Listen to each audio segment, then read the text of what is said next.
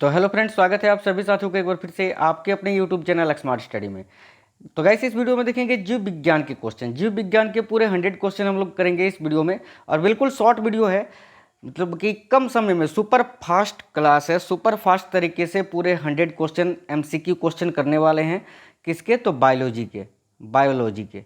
ठीक है, तो पूरे वीडियो को कंप्लीट देखिए, एक भी क्वेश्चन को स्किप मत करिएगा। सभी साथी वीडियो को लाइक कर दीजिए, फटाफट से शेयर कर दीजिए। जितने साथी नए हैं चैनल सब्सक्राइब करके बेल आइकन ऑन कर लीजिएगा। ये क्वेश्चंस जो हैं आपके आने वाले एग्जाम्सों के लिए इंपॉर्टेंट है। खास तौर पे देखो 17 अगस्त से रेलवे ग्रुप डी का एग्जाम स्टार्ट है, उसके लिए तो मस्ट इंपॉर्टेंट है। तो कंप्लीट पूरे वीडियो को देखिएगा। चलिए शुरू करते हैं पहले क्वेश्चन के साथ। ये रही पहली क्वेश्चन। तो मनुष्य में ऐच्छिक गतियों का नियंत्रण किसके द्वारा होता है? तो राइट आंसर हो जाएगा ऑप्शन नंबर ए, सेरेब्रम के द्वारा। सेरेब्रम ऑप्शन नंबर ए इस क्वेश्चन का करेक्ट होगा। आगे देखिए, शरीर का तापक्रम कहाँ नियंत्रित होता है? तो गाइस देखिएगा, शरीर का तापक्रम हाइपोथैलेमस में नियंत्रित होता है। नेक्स्ट क्वेश्चन देखिए सभी, अमीबा में भोजन का अंतग्रहण किसके द्वारा होता है? अमीबा में भोजन का अंतग्रहण जो है वो किसके द्वारा होता है?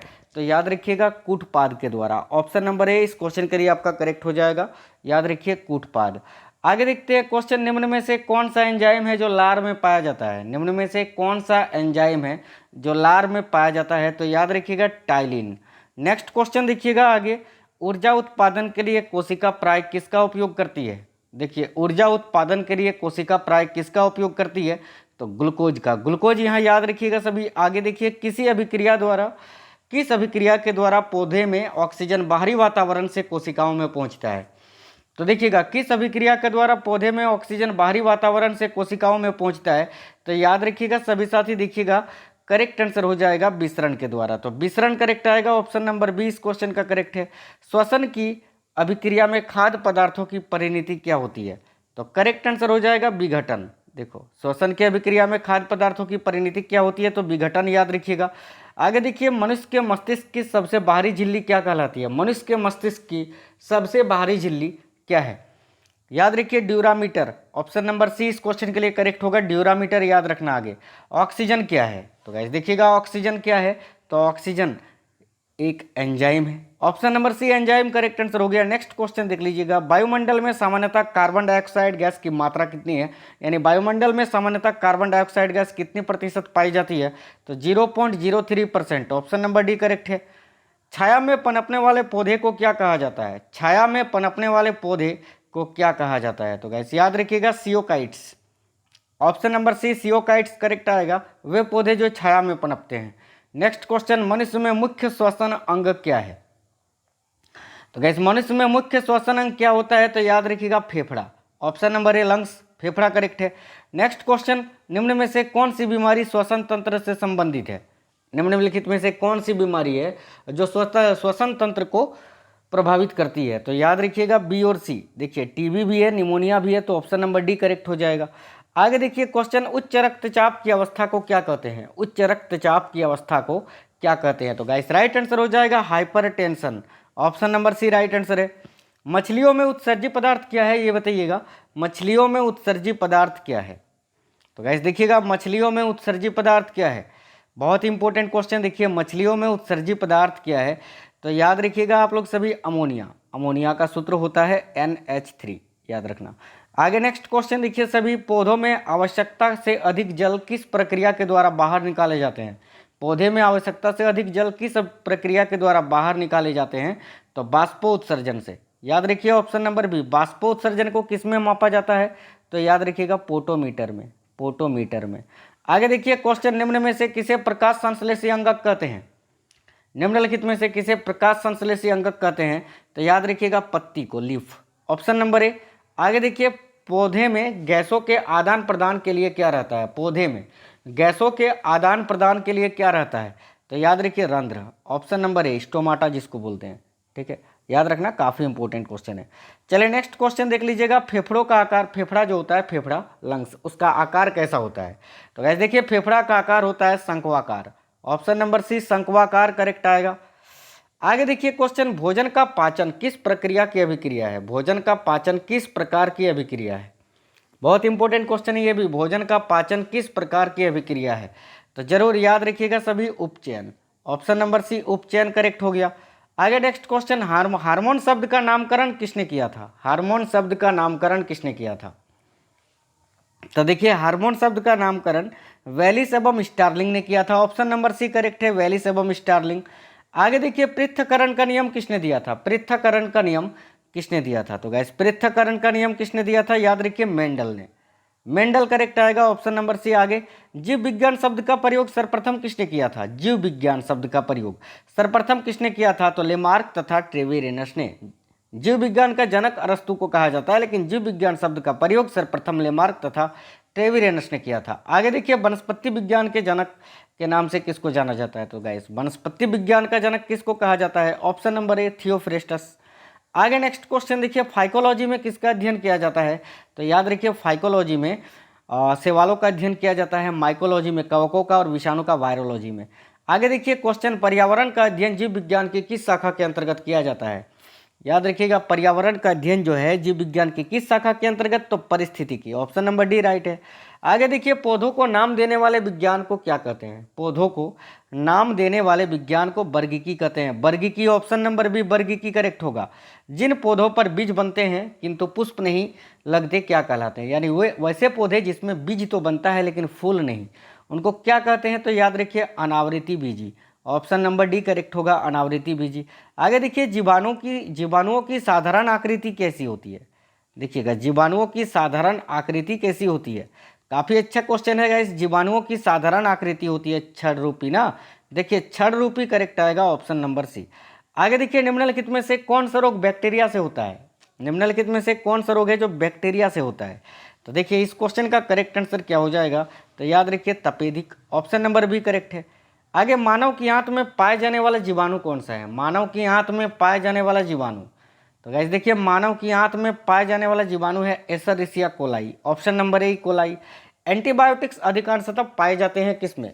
एंटीबायोटिक्स जो हैं अधिकांशतः किसमें पाए जाते हैं? तो याद रखिएगा एंटीबायोटिक्स अधिकांशतः जीवाणुओं में, बैक्टीरिया में पाए जाते हैं। आगे देखिए निम्न में से सबसे छोटा जीव कौन सा है? सिंपल सा क्वेश्चन है, तो याद रखिएगा माइकोप्लाज्मा। आगे देखिए सभी निम्न में से कौन स्वपोषी होता है? तो गाइस इनमें से स्वपोषी कौन है? तो शैवाल करेक्ट आएगा, ऑप्शन नंबर ए। आगे देखिए टिक्का रोग किस में होता है? टिक्का रोग ये किस में होता है? तो याद रखिएगा मूंगफली में, ग्राउंड नट जिसको बोलते हैं, ग्राउंड नट। नेक्स्ट क्वेश्चन, किस शैवाल से आयोडीन प्राप्त होती है? देखिएगा किस शैवाल से आयोडीन प्राप्त होती है? तो याद रखिए लेमिनेरिया से। लेमिनेरिया करेक्ट आएगा, option number D. Next question देखिए हाइड्रोफोबिया रोग उत्पन्न होता है किससे? हाइड्रोफोबिया रोग जो है वो किससे उत्पन्न होता है? याद रखिए विषाणु से, वायरस। ठीक है, कुत्ते के काटने से ये बीमारी होता है हाइड्रोफोबिया। इस बीमारी में जल से, पानी से डर लगता है। आगे देखो क्वेश्चन, जंतुओं में होने वाली फुट एंड माउथ रोग किसके कारण उत्पन्न होती है? जंतुओं में होने वाली बीमारी जो है फुट एंड माउथ रोग, ये किसके कारण उत्पन्न होती है? तो याद रखिएगा सभी विषाणु से, वायरस। यहाँ भी ऑप्शन नंबर ए करेक्ट होगा। आगे केल्प किससे प्राप्त होता है? ये बताइएगा। 39 नंबर क्वेश्चन देख लीजिए, केल्प किससे प्राप्त होता है? तो समुद्री शैवालों से। ऑप्शन नंबर बी करेक्ट है। आगे सभी कवक सदैव क्या होते हैं? सभी कवक जो हैं वो सदैव क्या होते हैं? याद रखिएगा राइट आंसर विविध पोषी करेक्ट आएगा, ऑप्शन नंबर सी। आगे देखो जापान में लोग किस लाइकेन को सब्जी के रूप में खाते हैं? जापान में लोग किस लाइकेन को सब्जी के रूप में खाते हैं? याद रखिए इंडोकार्पन, ऑप्शन नंबर बी। आगे देखिए एजोला क्या है? एजोला क्या है? अच्छा क्वेश्चन है गाइस, एजोला क्या है? तो याद रखिएगा सभी साथी जलीय fern, option number A correct होगा।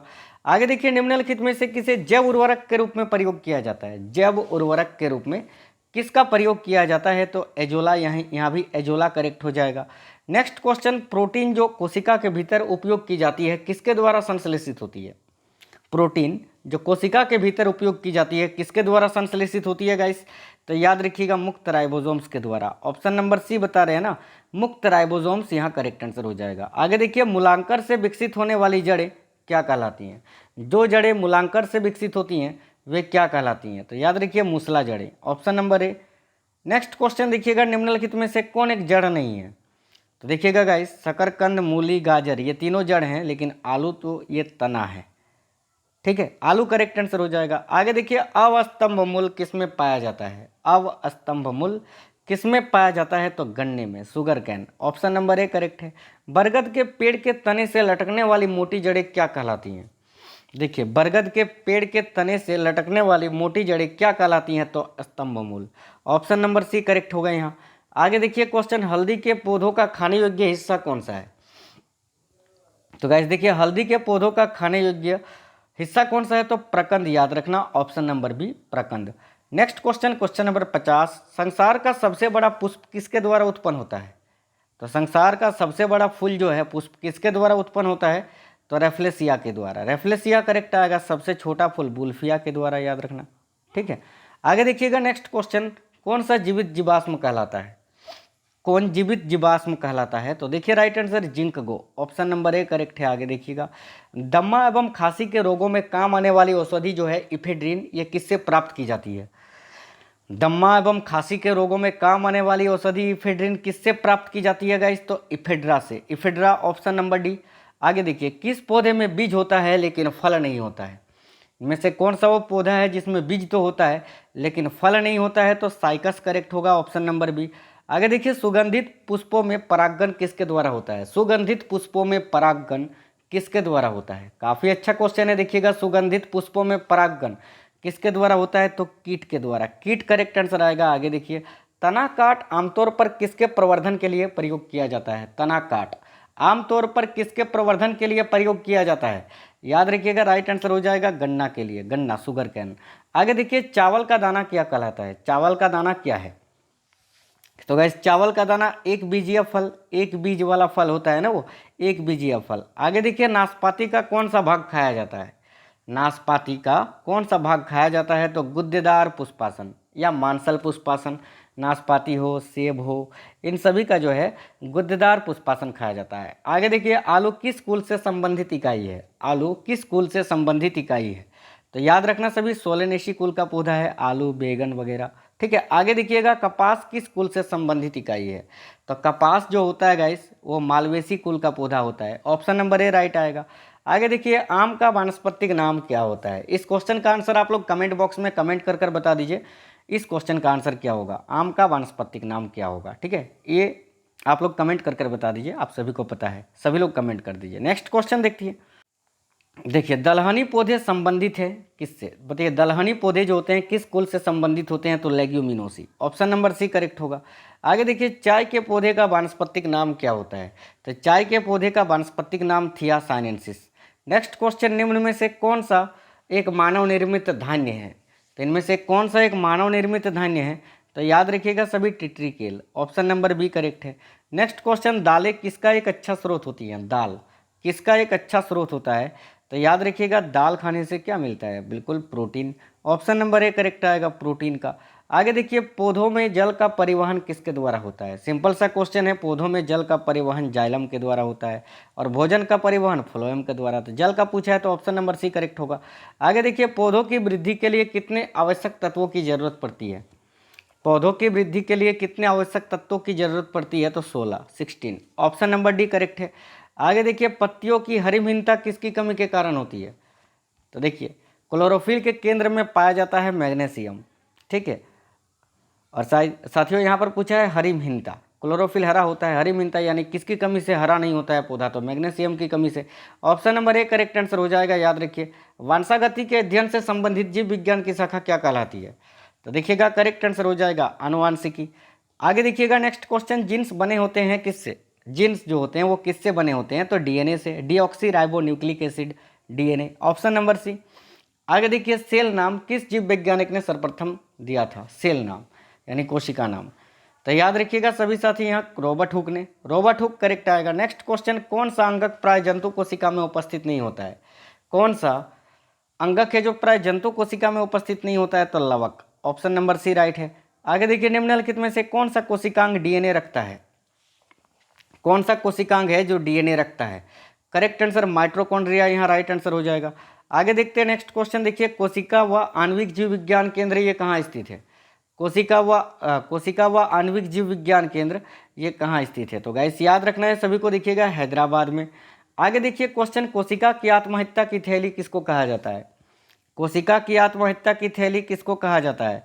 तो जरूर याद रखिए माइटोकॉन्ड्रिया को, माइटोकॉन्ड्रिया, माफ करना, कोशिका की आत्महत्या की थैली किसको कहा जाता है? तो याद रखिएगा लाइसोसोम को, ऑप्शन नंबर डी करेक्ट होगा, लाइसोसोम यहाँ। ठीक है, याद रखना सभी। आगे देखिएगा, न्यूक्लियस की खोज सर्वप्रथम किसने करी थी?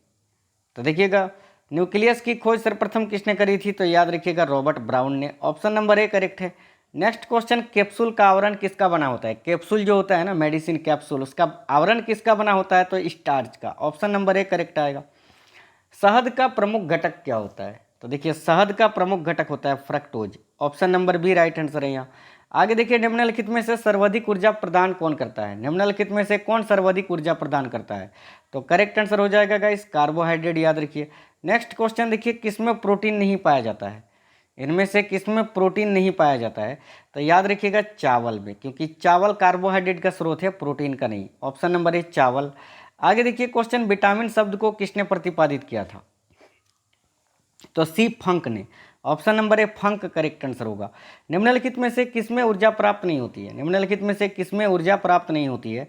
तो देखिए राइट आंसर हो जाएगा यहाँ, करेक्ट आंसर है विटामिन में। विटामिन करेक्ट है। आगे देखिए, विटामिन सी का रासायनिक नाम क्या होता है? तो एस विटामिन सी का केमिकल नेम होता है एस्कॉर्बिक अम्ल। ऑप्शन नंबर डी करेक्ट है।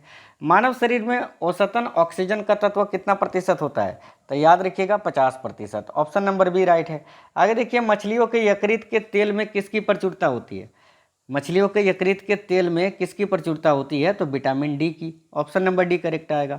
नेक्स्ट क्वेश्चन देख लीजिएगा यहाँ, निम्नलिखित में से किस तत्व का संबंध दांतों की विकृति के साथ है? तो गाइस, किस तत्व का संबंध दांतों की विकृति के साथ है? तो फ्लोरीन का। नेक्स्ट क्वेश्चन देखिए, हृदय की धड़कन को नियंत्रित करने के लिए निम्न में से कौन सा खनिज आवश्यक है?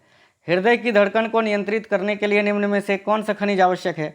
तो पोटासियम करेक्ट आएगा।